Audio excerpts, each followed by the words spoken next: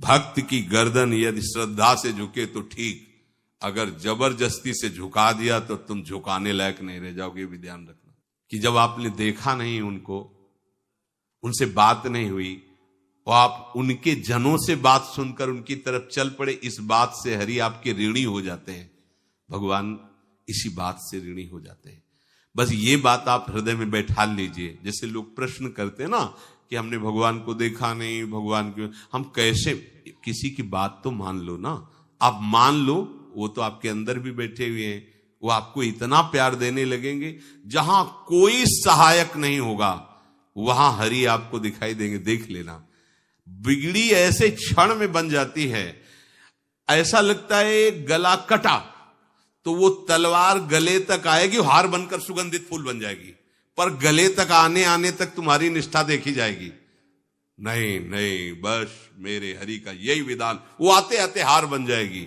वो तलवार तुम्हारा गला नहीं काट पाएगी, क्योंकि गले में हरि नाम चल रहा है। मान लो हमारी महालक्ष्मी चरण चापती रहती, क्या चाहिए तुम्हें, क्या चाहिए। आप सच्ची मानिए, क्या मतलब कितनी मलिनता छा गई। हम इसको मार देंगे तो 2 लाख रुपए मिल जाएंगे, ये कर देंगे तो, अरे भैया अगर तू हरि नाम जपेगा तो इसकी कीमत नहीं है, कीमत नहीं, अमूल्य वस्तु है। इसके ब्याज में तू कुबेर बन सकता है। मूल तो कभी खत्म होता ही नहीं है, ब्याज में तू ब्रह्मा बन सकता है।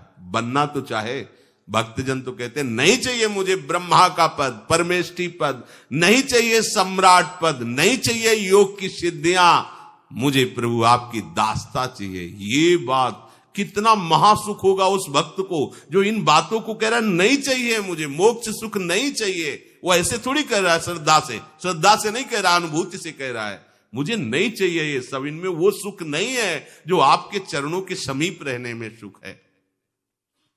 नहीं सत्संग भजन नहीं हरि को, श्रवण न राम कथा अनुरागी। सुत बीत दार भवन ममता निसि सोवत अति न कबहु मति जागी। अरे तेरी बुद्धि सो रही है, जगा दे।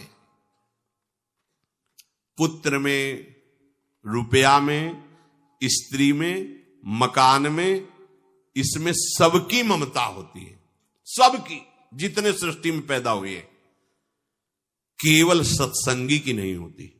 जो असली सत्संगी है उसकी ममता प्रभु के चरणों में होती है, क्योंकि वो जानता है सब रूपों में प्रभु ही है, ये सब पसारा प्रभु का ही है, इसलिए ममता उसकी प्रभु के चरण। एक अहमता ममता ये जग में है दुख जाई, ये जब श्री जी की ओर लगे तो होत परम। जाग जा, बिना जागे दुख दूर नहीं हो सकता। जैसे स्वप्न में हम देख रहे हैं कि समुद्र में डूब रहे हैं, अब जागृत में आसपास सैकड़ों नाव लगा दें तो बच जाएगा क्या वो, क्योंकि वो तो सो रहा है और वो स्वप्न में देख रहा है।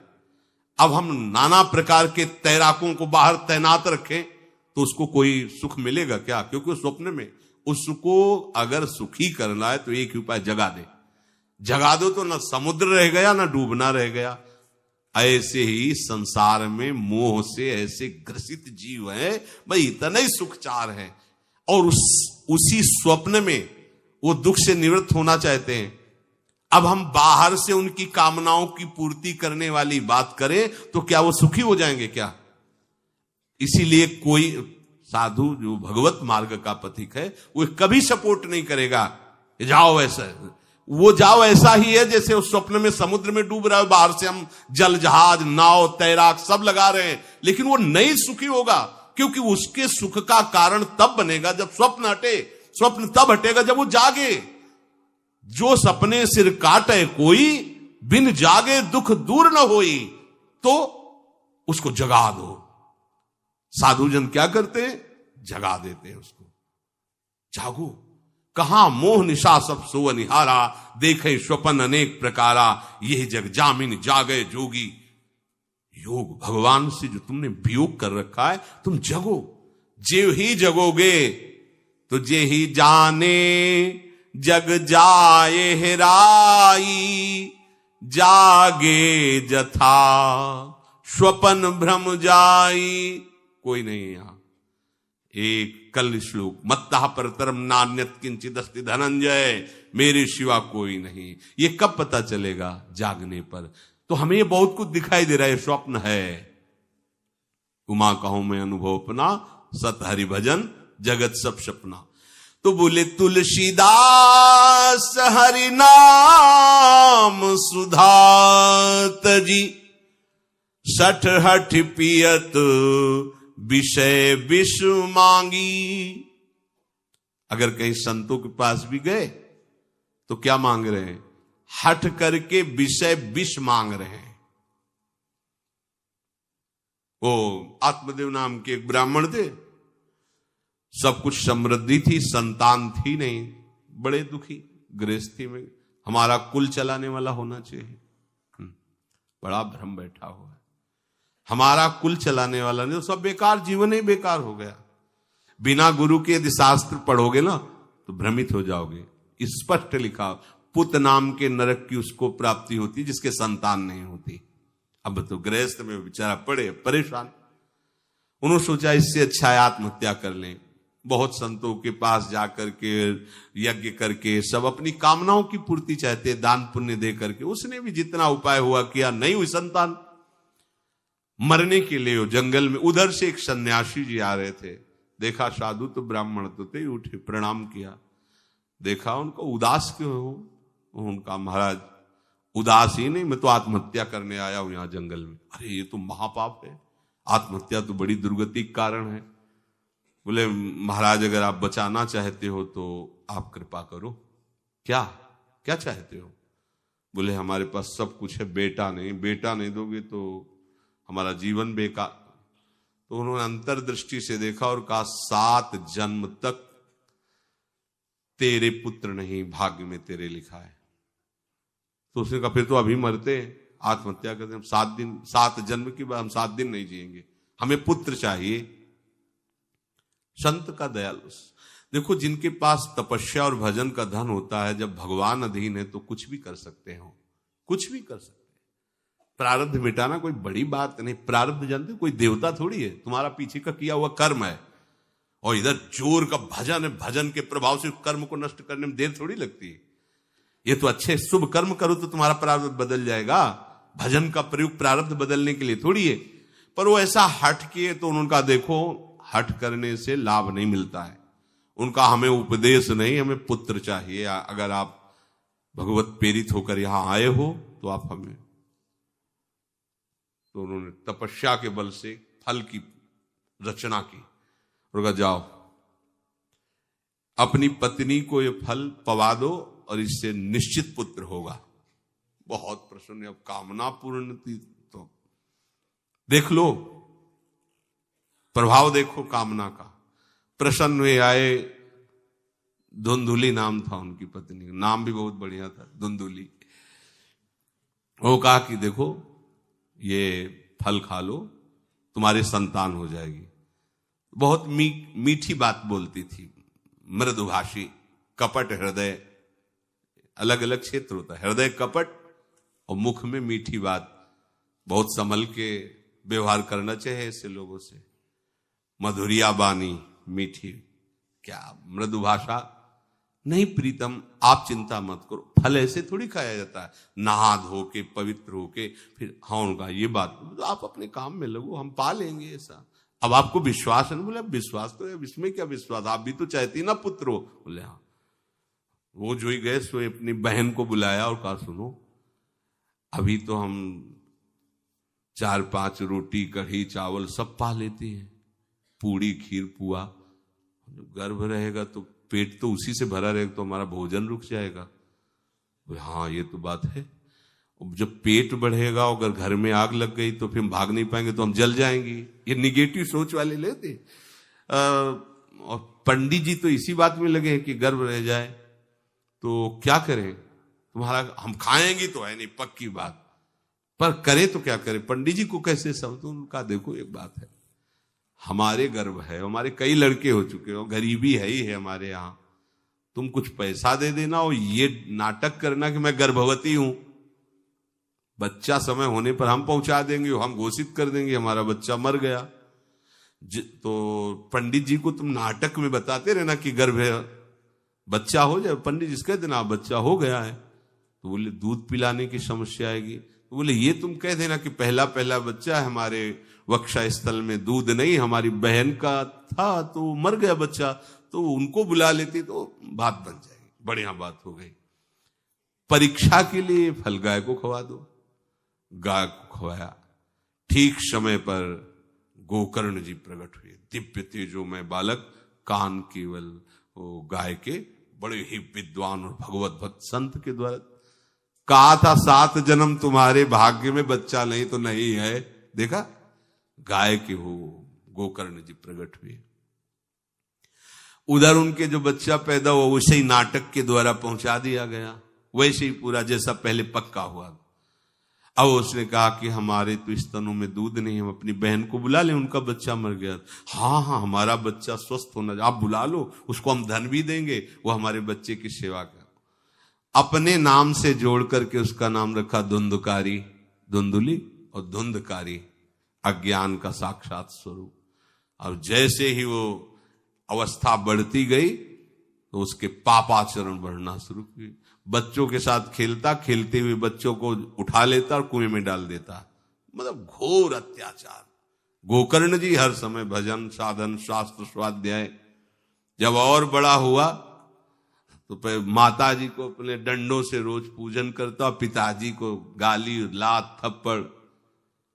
पिताजी तो रो पड़े, गोकर्ण जी से कहा कि बेटा हमारी गाय से प्रकट हुए पर भरोसा आप ही का है, बचा सकते हो। तो बोले पिताजी जाओ यहां से, भाग जाओ यहां से, एकांत जंगल में जाकर भगवान श्री हरि का भजन करो। उन्होंने 2 श्लोकों में उपदेश किया। दूसरा श्लोक ये, धर्मम भजस्व सततम त्यज लोक धर्मान, सेवन सदा साधु पुरुषं जहि काम तृष्णाम, अन्यस्य गुण दोष चिंतन मास मुक्त्वा, सेवा कथा रस मोहो नितराम पिबत्वम। हे पिताजी, अब तुम लोक धर्म का त्याग करके भागवत धर्म को स्वीकार करो, एकांत में जाकर साधु महापुरुषों के संग से उनके उपदिष्ट उपदेश के अनुसार आचरण करो, प्रभु की लीला कथा सुनो, ना कोई कामना ना कोई तृष्णा, किसी के गुण दोष का वर्णन मत करना, और सदैव भगवत सेवा भावना में रहना, इसी जन्म में तुम्हें भगवत प्राप्त। वो तो उधर गए, इतनी पिटाई की उसने मां की कि मां कुएं में गिरकर आत्महत्या कर ली। फिर तो मनमानी आचरण, कुछ वैश्याओं को रखा और चोरी करके लाया। वैश्याओं ने सोचा किसी दिन पकड़ा जाएगा ये और हम, तो उसके हाथ पैर बांध दिए, चारपाई में ला के मुख में अंगार ढाल, वो मरा भयानक प्रेत। कामना ने क्या किया, सर्वनाश। किसी को हरि विमुख होकर कभी सुख मिल सकता है? आप संतों के पास जाइए, अपनी कामना रखिए। हम ये नहीं कहते कि कामना तुम त्याग पाओगे, कामना रखिए, भगवान के पास जाइए, अपनी कामना रखिए, क्योंकि आप कामना से युक्त हैं। पर छूट इतनी दे दीजिए कि जिसमें हमारा मंगल हो वो करना। जैसे नारद जी भगवान से अपनी कामना रखते हैं कि हमारा ब्याह करवा दीजिए, और बाद में एक छूट दे देते हैं कि जेहि विधि होए नाथ हित मोरा। तो हरि को अच्छा लगेगा, गुरुजनों को अच्छा लगेगा कि इस कामना से इसका कोई जीवन बाधित नहीं होगा, वो पूर्ण भी कर देंगे। और अगर लगा कि इसका पतन हो जाएगा तो आप रोते रहो तो भी कामना की पूर्ति नहीं करेंगे। उत्तम बात तो ये है कि कामना हरि की प्राप्ति की करो, वो सर्व सुख स्वरूप है। किसी का अन्य आश्रय अन्य बल ना लेते हुए अपने श्यामा श्याम के चरणों का आश्रय लेकर निरंतर भजन करो तो ये अनुभव हो जाएगा कि सुख किसे कहते हैं। अभी तुम्हें परिचय ही नहीं मिला, सुख किसे कहते हैं। सुख सच्चिदानंद है, सुख एक रस है, सुख अविनाशी है। वो सुख सदैव बढ़ता रहता है, घटता कभी नहीं। एक रस होते हुए भी प्रतिक्षण वर्धमानम है, कभी कभी अंत नहीं होता इस सुख का। ऐसे अनंत सुख के लिए हमें मनुष्य जन्म मिला है। प्यारे, इसे मत खोइए, हर समय राधा राधा राधा राधा राधा, और किसी को दुख मत दीजिए। कोई गंदा नशा मत कीजिए, कोई गंदे आचरण मत कीजिए, गंदा भोजन मत कीजिए जिससे अन्य जीवों को कष्ट हो। ऐसा कोई भोजन स्वीकार मत करो। इसी जन्म में आप देख लेना, इसी जन्म में आपको वो वस्तु मिल जाएगी, निहाल हो जाओ। हम किसी पक्षपात की बात नहीं करते। अगर इस छाती को बचपन से अभी तक ऐसा, तो हम कह देते कि भाई आगे कुछ भी हो, कोई भी हमारी गलती हो, हम ये मान सकते हैं, पर हमें ये पता चला कि बचपन से आज तक जलता ही रहा, कभी शांति नहीं मिली, भागता ही रहा पर कभी विश्राम नहीं मिला। पर हम ये आपको कह रहे हैं कि जैसा प्यार प्रभु वैसा अन्यत्र कहीं कभी कहीं नहीं मिला। और प्रभु के प्यार का मूर्तिमान स्वरूप हमारी प्यारी जू निहाल कर दिया प्रभु ने, प्यारी जू के चरणों का आश्रय और उनका परिचय देकर। पूछो बस, यहां वाणी मौन हो जाती है, प्यारी जू तो प्यारी जू। और हम ही नहीं, आप सब महाभाग्यशाली है। वृंदावन आए, राधा किशोरी जू के घर में आए और उनकी चर्चा सुन रहे, उनके सिद्धांत सुन रहे, कहीं ना कहीं आपके अंदर उनकी तरफ बढ़ने की इच्छा भी है। ये बहुत बड़ी बात है। बस इस इच्छा को, इस आशा को इतना बढ़ा लो कि कोई इच्छा न रह जाए, कोई आशा न रह जाए। हर समय निरंतर नाम जप करते रहो। तुलसीदास हरिनाम सुधा तज, भगवान नाम तज कर विष मांगते हो।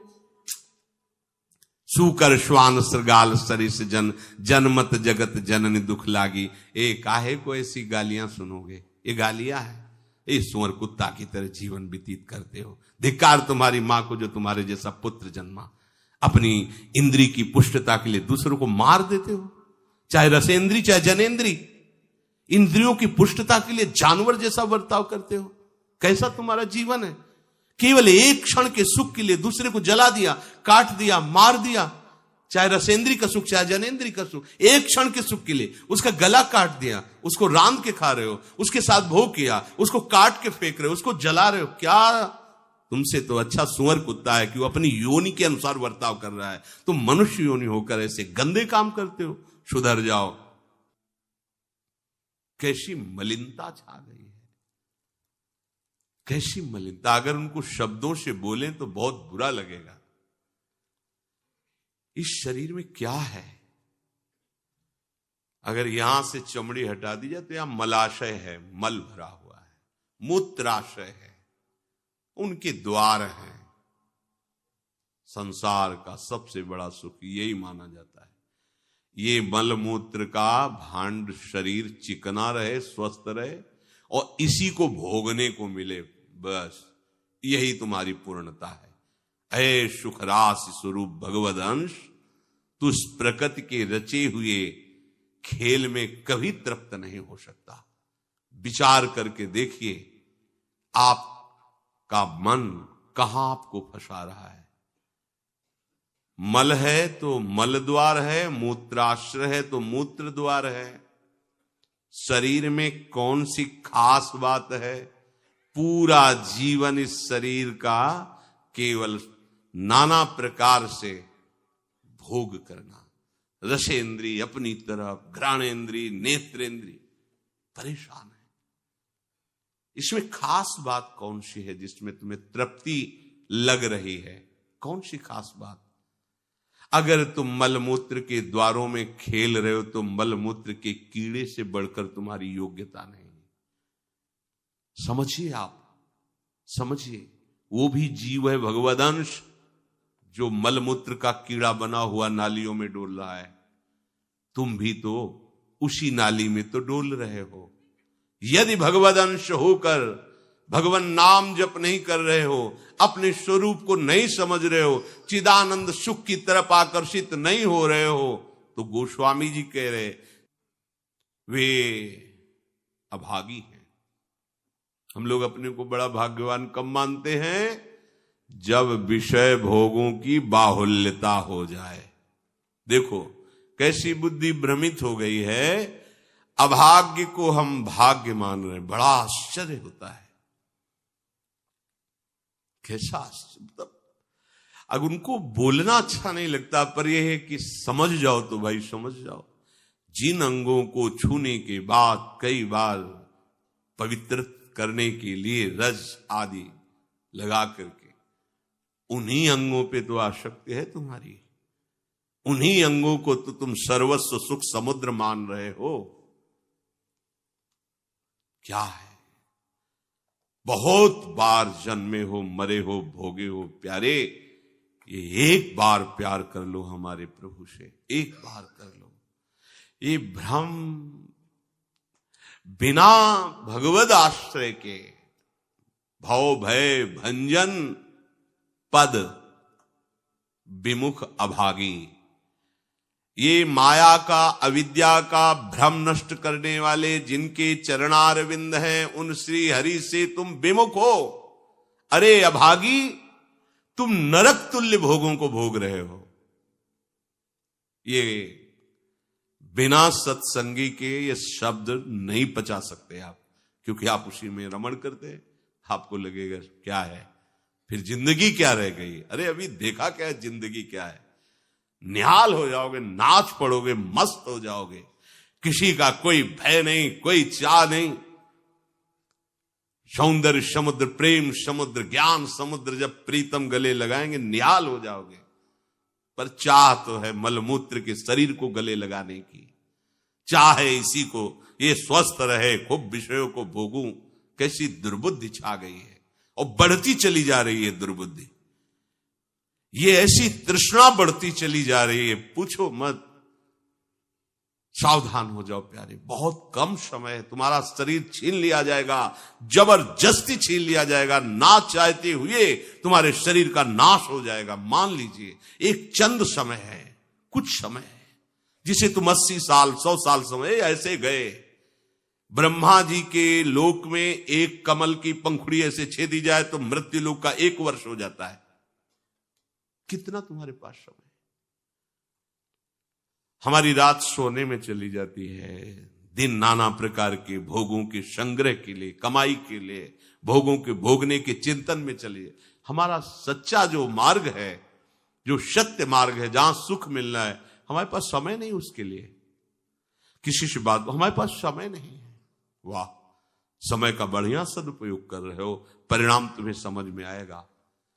गोस्वामी जी कह रहे कि निशिवासर रुचि पाप असुचि मन। ये मन अपवित्र हो चुका है भोगों का चिंतन करने से। रात दिन पाप हो रहे हैं, समझ में नहीं आता कि हम पाप कर रहे हैं। एक सेकंड में हमारे मन की वृत्ति दूसरे के दुख को दुख नहीं समझती, उसे दुख देकर सुख भोगने के लिए आज्ञा दे देती है। करो, बस जितनी सुंदरता संसार में, उसके सबके मैं भोगता बन जाऊं। मलिन मन, यहां कुछ सुंदर है क्या? अगर एक दिन 10-20 बार सोच हो जाए, ऐसी दवा खवा दो, फिर उसी के देखो चेहरे की कांति कैसी हो जाएगी। अगर 2-3 दिन हालत चलती रही, देखने लायक नहीं रह जाएगा चेहरा।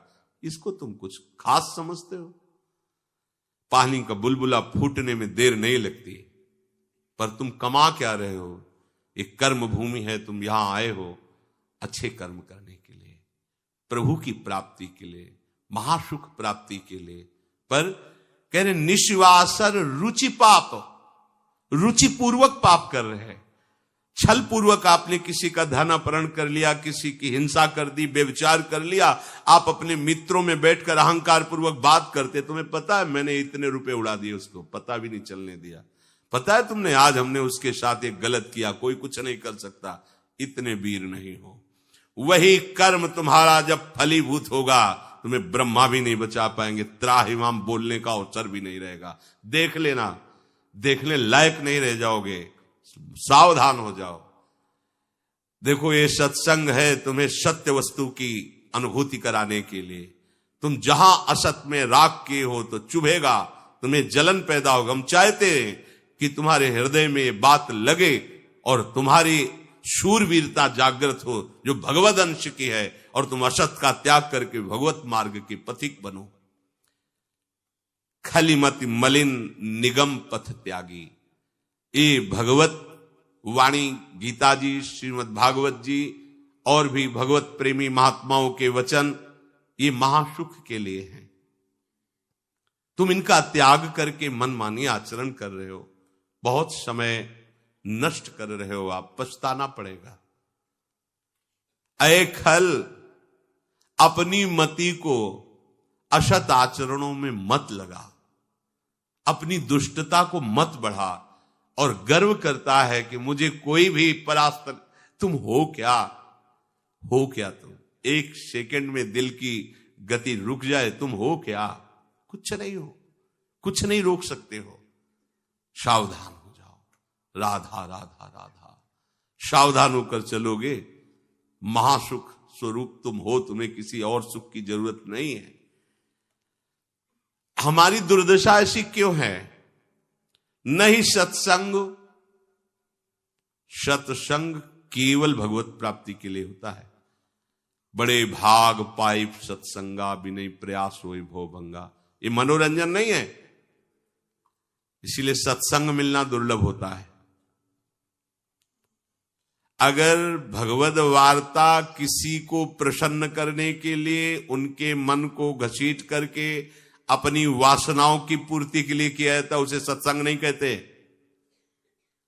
हम ऐसा बोले कि सामने वाला प्रभावित हो और अपनी जेब से पैसा निकाल के हमारे पास रख के हमारे ऊपर श्रद्धा करे, हमारा प्रणाम करे, हमारी यश कीर्ति हो, यह सत्संग नहीं है। हमारी बात मानकर सच्चिदानंद प्रभु में इसका मन लग जाए, संसार के भोगों से इसका मन हट करके अपने स्वरूप में स्थित हो, प्रभु में लगे, उसे सत्संग कहते हैं। भक्ति स्वतंत्र सकल सुख खानी, और बिनु सत्संग न पावई प्राणी। सत्संग का क्या फल है? हरि से प्रेम हो जाना, संसार का राग नष्ट हो जाना। सत्संग का सीधा फल है प्रभु से प्रेम होना। अगर प्रभु से प्रेम नहीं हो रहा, आपको अपने दोस्त सत्संग में बैठने पर जला नहीं रहे, तो सत्संग नहीं हो रहा, मनोरंजन हो रहा है। जहां सभा में बैठने से आपके आग लग जाए, इतना गलत मैंने किया, इतना मैं गलत हूं, कब मैं इससे हो, जान जाओ कि सत्संग हो रहा है। जहां श्रवण से आपका हृदय दाह युक्त होने लगे, धिक्कार हमारे जीवन को, मैंने ऐसा किया, धिक्कार हमारे जीवन को, मैं कैसा जी रहा हूं, कब ऐसा अवसर आएगा जैसा बताया जा रहा है मैं ऐसा चलूं, मतलब सत्संग हो रहा है।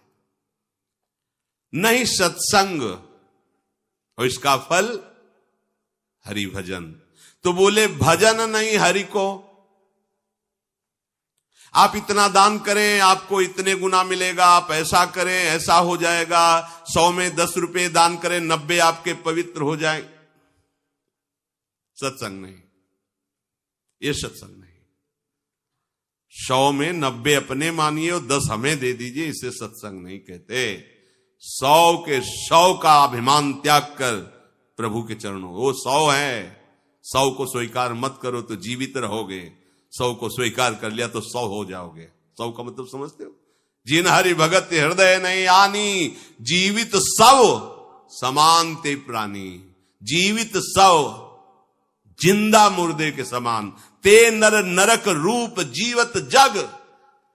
किसी भी वस्तु का अहम और ममत्व न रह जाए और प्रभु में, यह सत्संग का स्वरूप।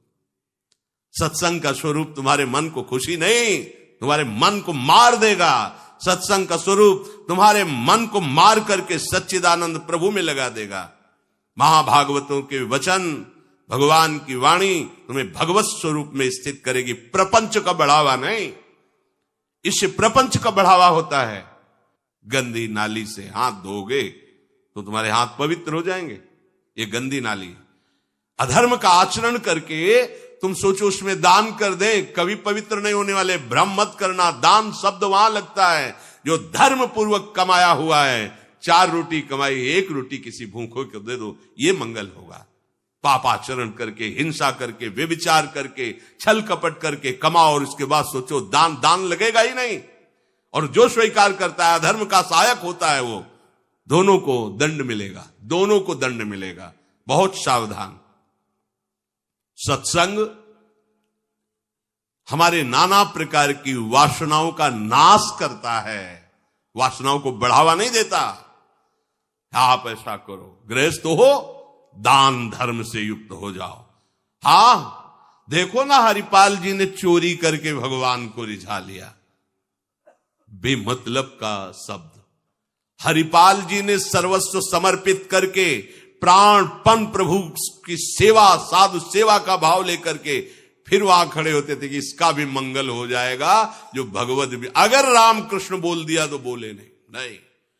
अपने सुख के लिए नहीं, अपने सर्वस्व का न्यौछावर करके कोई ऐसा दिखाई दिया जो रामकृष्ण हरि से विमुख है, उसका अर्थ लेकर संत सेवा में लगा दिया। पहले अपना सर्वस्व नाश करो, समर्पित करो, फिर देखो तुम्हारे अंदर स्थिति क्या आती है, फिर उसके अनुसार चलो। देखे, बेईमानी को दान नहीं कहते, बेईमानी को धर्म नहीं कहते, ये भ्रम मत करना।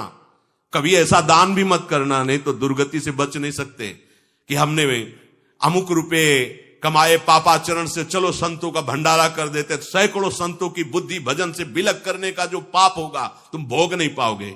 मत देना कभी संतों को, जो तुम्हारा पाप का कमाया हुआ धन हो, कभी मत देना संतों को। उन्होंने जीवन अर्पित किया प्रभु के लिए। अगर तुम्हें पवित्र होना है तो प्रणाम करो, उनकी बात मानो, इसी से तुम्हारा मंगल हो जाएगा। और धर्म से यदि कमाया है, 4 रोटी है, 1 दे दो, मंगल हो जाएगा। बात इस तरह से। सत्संग का फल सीधा भगवत स्वरूप में स्थित होना, प्रपंच का बढ़ावा देना नहीं।